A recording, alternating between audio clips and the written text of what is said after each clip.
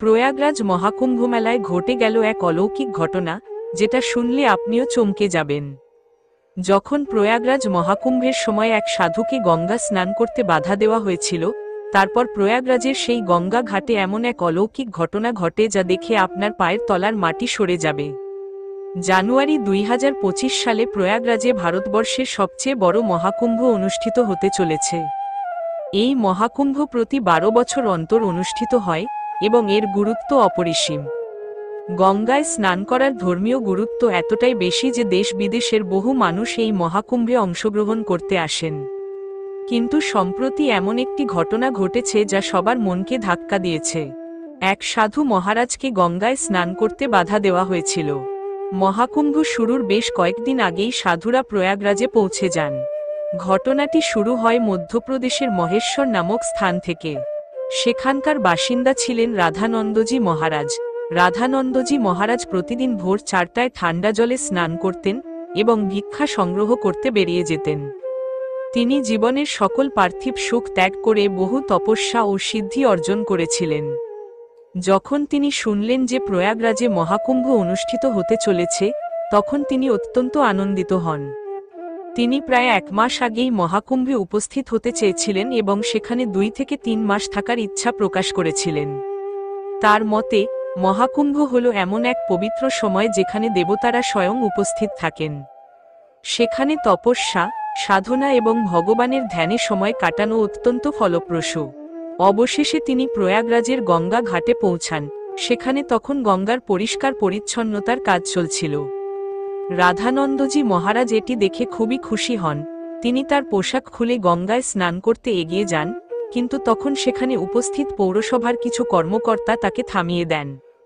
তাদের বক্তব্য ছিল যে এই মুহূর্তে স্নান করা যাবে না, কারণ পরিষ্কার পরিচ্ছন্নতার কাজ চলছে।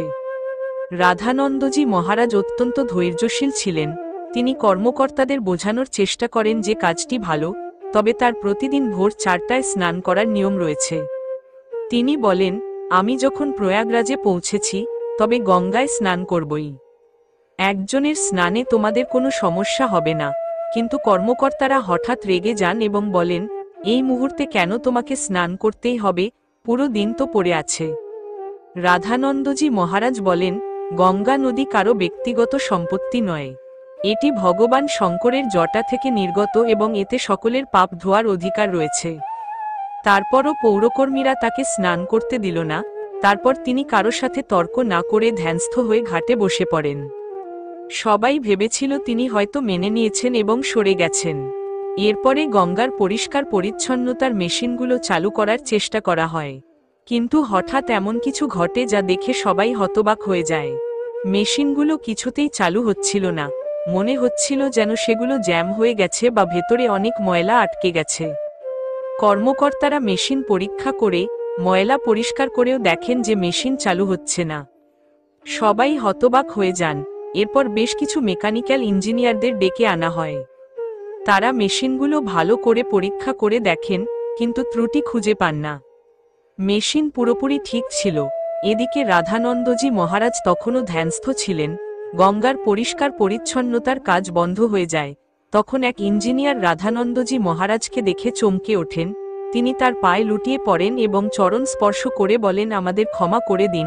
তিনি অন্যান্য কর্মকর্তাদের জানান, ইনি মহেশ্বরের সিদ্ধ পুরুষ। আমার শৈশবে সাপ কামড়ালে উনার আশীর্বাদে আমি বেঁচে গিয়েছিলাম। তখন কর্মকর্তারা তাদের ভুল বুঝতে পারেন। তারা অনুতপ্ত হন এবং রাধানন্দজি মহারাজের কাছে ক্ষমা চান। রাধানন্দজি মহারাজ তাদের বলেন, গঙ্গায় স্নানের অধিকার সবার রয়েছে। এটি সাধু সন্তদের জন্য বিশেষভাবে গুরুত্বপূর্ণ। তারপর রাধানন্দজি মহারাজকে কর্মকর্তারা স্নানের অনুরোধ করেন।